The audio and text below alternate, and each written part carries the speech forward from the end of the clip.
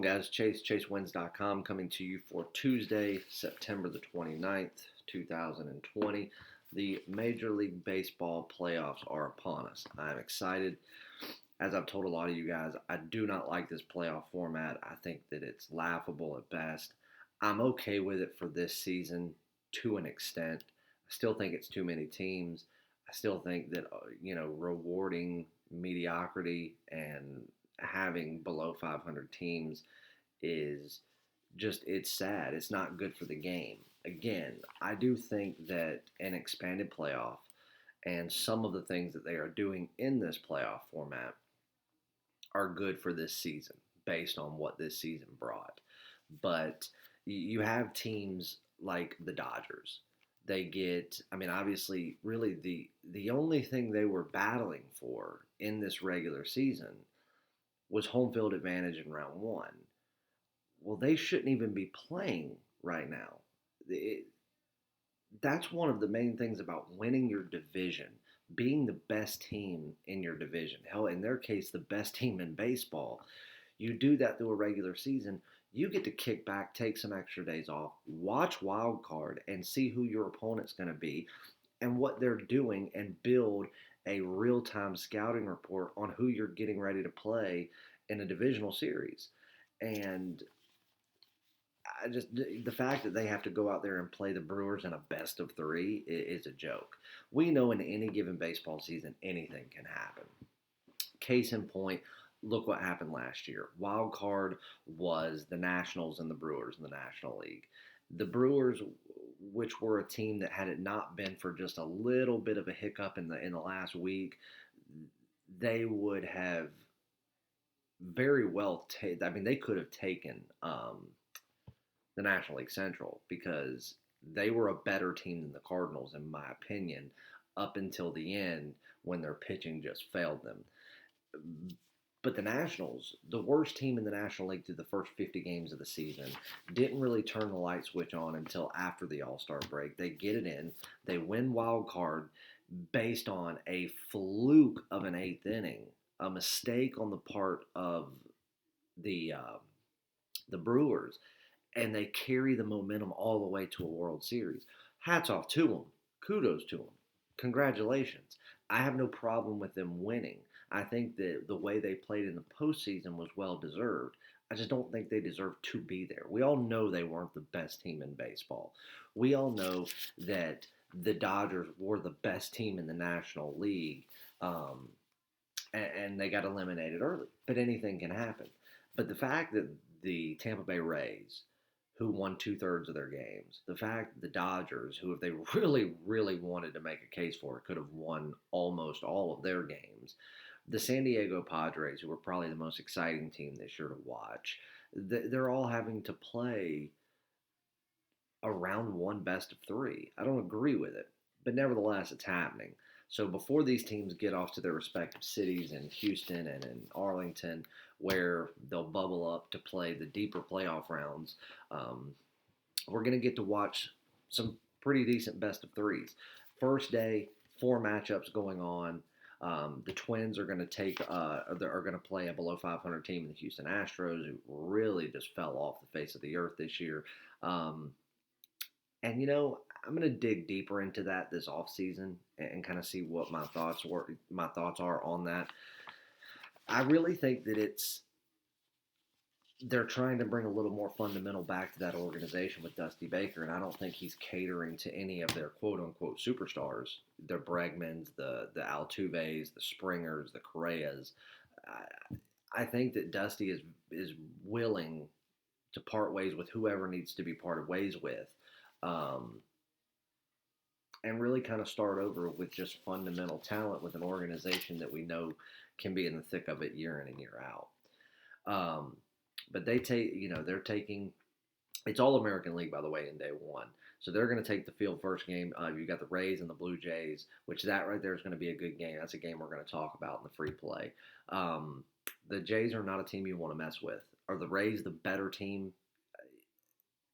in a lot of ways, yes, pitching being the main one. But when you want to talk about who steps up to the plate, the Blue Jays are actually the better team. You have Bo Bichette, you have Vlad Guerrero Jr., you have guys that are superstar, young, but there's nobody that's going to question the fact that Vlad Guerrero Jr. is a superstar or he's on his way to being one. Bo Bichette is got the workups of a superstar. These are franchise talents. Pitching, they don't have it. The Rays do. And the Rays have just been consistent week in and week out. But I can promise you this, the Blue Jays are not who the Rays wanted to see in round one, because they are a team that will sneak up, bite you in the ass, and send you packing early. One of the things that I have gotten at least a dozen text messages on today has been, I bet you're happy that the Cubs get the Marlins in round one. That way, you've got an easy, round, an easy path to the second round. And I said, besides the Dodgers, that is the last team that I wanted the Cubs to face. As a fan, that I wanted the Cubs to face in round one. The Marlins, under Don Mattingly and Derek Jeter, are the most dangerous team in the National League, period. Well, them and the Reds, but I've been telling you about the Reds for an entire year now. All offseason, I told you about the Reds and the White Sox and the Padres. And I told you, this year, 2020, they would all be in the postseason. Nobody wanted to buy into it. Had this been a normal, regular 162-game season, I truly, wholeheartedly believe the Reds would have still been wild card in the National League. The White Sox would have won the AL Central, and no doubt in my mind, Padres would have gotten wild card in the National League with the Reds. These are teams that are all, I don't know that the Reds will win a World Series in the next 5. I think they've got too many moving pieces that will leave. I don't think Trevor Bauer will be there for the long haul. I think he'll end up on the West Coast. The Padres, for sure, have a World Series coming soon. So do the White Sox, undoubtedly. Just too much raw, young, superstar talent. But anyway, we'll get more into that as we get deeper into it. But do not sleep on teams like the Blue Jays and teams like the Marlins. You want to make a long shot wager? Throw some fun money on it. I think, the Reds are 30-1 or something like that. Go throw a couple $100 on the Marlins. You got a couple of $100 of piss away fun money? Go put it on the Marlins. Go put it on the Reds. If there was any just true long shot team that I truly believe could shock the world this year, it would be the Miami Marlins. It wouldn't be a shock to see the White Sox win it. It wouldn't be a shock to see the Padres win it or the Reds win it. Nobody, and I mean nobody, not even Derek Jeter himself, can picture that team in the World Series. I can. They're not the most talented team. Hell, they're not in the top 5. Truth be told, they're not in the top 10. They are just consistent. They have nothing to lose. And they're not scared. That's one of the most dangerous things about the Blue Jays. So anyway, let's do a quick recap and let's talk more about the Blue Jays. Monday, we had 2 plays. Free play. Released it very, very early morning. Released it at about, I think the video got posted around 3 a.m. Did the video about 11 p.m. on Sunday night for the Kansas City Chiefs and the Baltimore Ravens. Over 53.5. It was, I think when I re-looked at it about 10 o'clock Monday morning, it had finally gotten up to 54. And I think it closed at 54.5. Maybe 55 in a couple of spots, but I knew that line was going to go up. So that's why we released it when we did. As far as that was a premium play, so for my premium clients, that play was already posted on the site, sent to them, an hour before the video was even up. So that right there, there was a reason that I did that video at the time that I did before that line moved, and it really did surprise me in that game that game didn't get above 60. It could have. It was some really poor offense from the Ravens there late. And that's why I say Lamar Jackson's not a quarterback. There was, on their final drive, where they were all but one more completion before being in the red zone. First down, they're rolling. 3 and out, loss of yards, and I'm talking not just 1 yard. I'm talking 4 yards, then 6 yards, then 11 yards. Three in a row, 3 and out, all running all slant routes. None of them are successful. And Lamar doesn't at one time get back, drop in the pocket, and try to get ready to throw. He's depending on his legs to get him out, get him somewhere else, and then he'll decide whether he wants to throw that slant that wasn't going to work anyway. The Chiefs were eating them alive. I told you the Chiefs were the better team. They've just not been playing as good as the Ravens up to this point.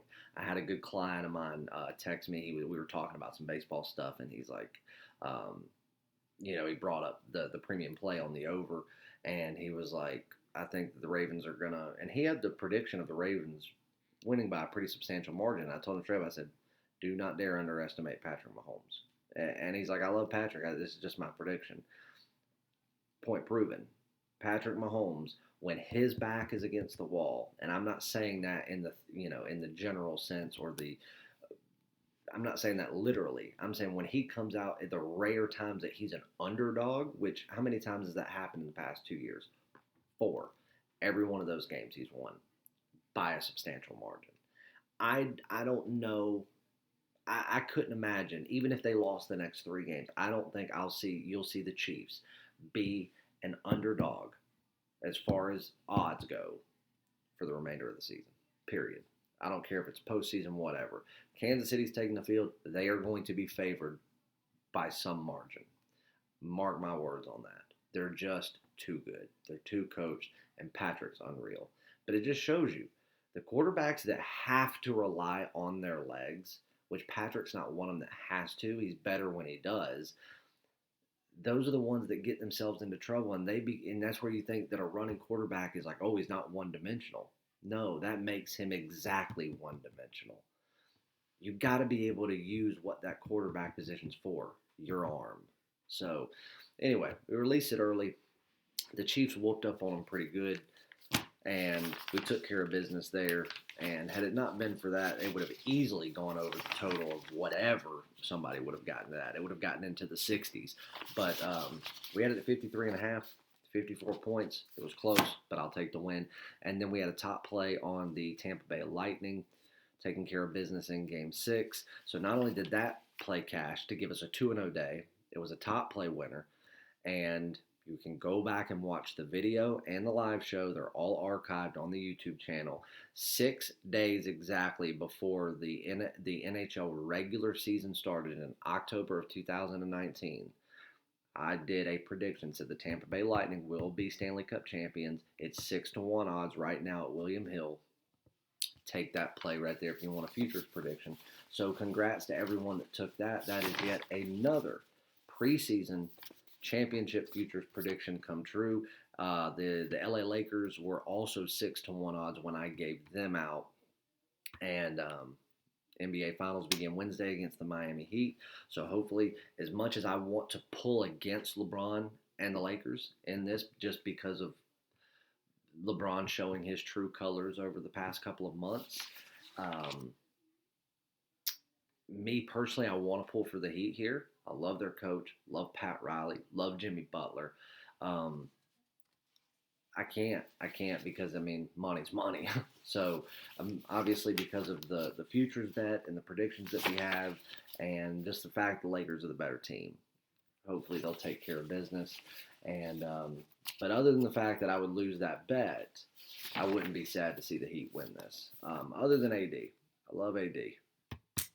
But, hey, LeBron has shown who he really is. So anyway, real quick before we get into the free play, that puts us at 16-3-1 on the NFL season. If you are not on the NFL season, you hate money. $499 gets you every premium and daily top play from right now through the Super Bowl. Prop bets, futures, anything we have involving NFL premium or daily top play wise, you get it for $500 on the site chasewins.com. Make sure you go get it. The giveaway for the signed Kobe Bryant book, Mamba Mentality. I've spoke about this book 100 times. I got pictures of it up on my Twitter with details on how to win it. You can buy 1 month a season pass or a 1 year all access pass, and you get multiple entries depending on which one you get for this. One entry for a month pass, 2 entries for a season pass like the NFL season, 5 entries for the 1 year all access pass, and that one goes through Tuesday. So Tuesday at midnight, we'll see who all the purchases that have been made. We'll do a random draw, and on Wednesday I will be announcing the winner. I've covered shipping and everything, and if you've never read the book, do so. And if you get this, make sure you take care of it because it is signed by the late great legend himself. So let's get on a free play. Tampa Bay Rays, Toronto Blue Jays. A lot of people are not going to like this pick. Total opened up at 7.5. A few hours later, it dropped to 7. William Hill, at this very moment, still has 7. Bovada is the only one I'm seeing at 7.5. 5.9, which that's irrelevant after today for American clients, but they've got it at 7. Bet Online's got 7. My bookie's got 7. Caesars 7. Stations 7. So all just about across the board, we have 7s. You're gonna lay $1.25 to take the over, but I'm taking the over. The only reason people are not gonna like this is because they hear that name Blake Snell. Great pitcher, always in talks for Cy Young. Not somebody you want to mess with. And he could keep a game. I mean, if anybody in the American League is somebody that could keep a team with a big fat goose egg on the scoreboard, it's Blake Snell. Obviously, he hasn't been the best in the American League this year. It's been just a runaway by Shane Bieber. But I'm telling you right now, the Blue Jays are confident, man. Look at the way they're swinging the bat. I've already talked about certain key pieces, your Bo Bichette's, your Vlad Jr.'s. They're swinging the bat well. They're swinging it with confidence. And what do they have to lose? Who expect them to be here? Not too many people. We talked about it on a live show right before spring training started. And I even said that they have a really good shot at making wild card just because the American League East was down this year. But who expects them to go anywhere? Still, you listen to the experts talk about it. They're like, yeah, it's great that they're there. They'll get some experience. It's good for the young guns. But what are they going to do with it? Nothing. I'm telling you right now, do not be shocked if the Blue Jays beat the Rays in this series. Should they? Absolutely not. Truth be told, because of pitching, the Rays can and should sweep this best of 3. They should win today. They should win tomorrow, and it's over. But they are not going to give a goose egg to Toronto. They're just not going to do it. Not with the bats they have, not with the confidence they have. And again, it's that what do you have to lose mentality. They're going to go out there and swing for the hills like Javier Baez. They're going to swing the bat. And they know if they don't swing and they're waiting on that pitch, you're not going to get it from Snell. And Snell, being that they've won the games they have, being they have one of the best bullpens in the American League, that's one of the few teams that can extend Blake Snell deeper into the game than other teams. When you have like a Garrett Cole or a Shane Bieber going up against each other, they're not going to try to extend those guys 9 innings. They probably won't do them 7 innings. You know why? Because once this series is over, who advances as quickly into the next series as they can get that pitcher back on the mound and not having considered short rest, they want it. Blake Snell has other pieces backing him up and a very strong bullpen. Shoemaker is going in. That was a surprise to me that he's going to start in game 1. But what that tells me is they are actually going to rely a decent amount on the bullpen on the side of Toronto in game 1. That way they can save their better arms. Either that or Pearson's going to come in and take the brunt of the innings. One of the two. Either way, I don't see Shoemaker not giving up something to the Rays. The Rays are swinging the bat well. They're swinging it consistent. And they're going to get across home plate. Period. And I believe the same goes for Toronto. And if Toronto is down 3-0 going into the 8th and Snell comes out, let's say, that is not going to change Toronto's MO. They're still going to swing for the hills because how many times this year have you seen Toronto go out there and put up 6, 7, 8, 9 runs in a half inning? It's not just something that can happen. It's something that happens on a regular basis. It's very rare that you only see Toronto score a run in an inning where they score. Same thing goes for Tampa Bay. So unless both of these pitching staffs come out and just have phenomenal games, and they don't start trickling across home plate until right there in the last few innings, I just don't see how this can't get over 7 by the 7th. I don't think Snell's going to pitch a perfect game. I don't think he's going to shut Toronto out. And we know that Shoemaker going in, if they let him stay more than an inning, he's going to give up something to the Rays. Pearson could come in and make it difficult for him, but I don't even think they're going to let him go over 80 pitches. The bullpen's going to come over at some time for Toronto. That is a weak spot. Rays are going to score. I think the Blue Jays are going to score. And I just think that name Blake Snell is an overreaction, giving us a low total that should be at 8.5 or at least opened up at 8. And I think that the books are going to fool the market. I really do, because people are going to see that name Blake Snell. They're going to look at the low total and go, oh, it's Blake Snell. It's Cy Young contender. We're taking the under, because that is the mindset of the gambler. I'm going against that. I'm sorry. And the numbers support it. Your free play, Toronto Blue Jays, Tampa Bay Rays, game 1 of the best of 3, over 7 runs. You're going to lay $1.25 to take the over 7 runs. Take it. Enjoy it. I will see you back on Wednesday for some National League playoff talk. And let's go kick this playoff in. Congrats on another sweep day, another top play winner. Make sure that you jump on a week pass, a month pass. Get on something that will enter you to win this book. And guys, don't be stupid. Get on the NFL season. 16-3-1, another NFL winning day. And this card coming up this week, this Sunday, so far through the first 4 weeks, this is week 4, is my favorite NFL card we've had so far. So it's going to be a big NFL weekend. You don't want to miss out. Don't waste $100 just getting the 1 week pass and then have to do it again next week. Spend the $500. Get on the season. It's a profit guarantee. Obviously, you can see by the record, you're not going to have to worry about that. But if, God forbid, it wasn't profitable, you get another season of your choice absolutely free. So what do you have to lose? Make sure you do it. Good luck to everyone on the contest. I'll see you back for Wednesday. Love you guys. Appreciate it. Tampa Bay, Toronto, over 7-1, over 7 runs. Go to chasewins.com and get linked up for a winning package. Oh, and something that we don't do a ton of. We got a WNBA premium play for Tuesday already on the site. See you guys.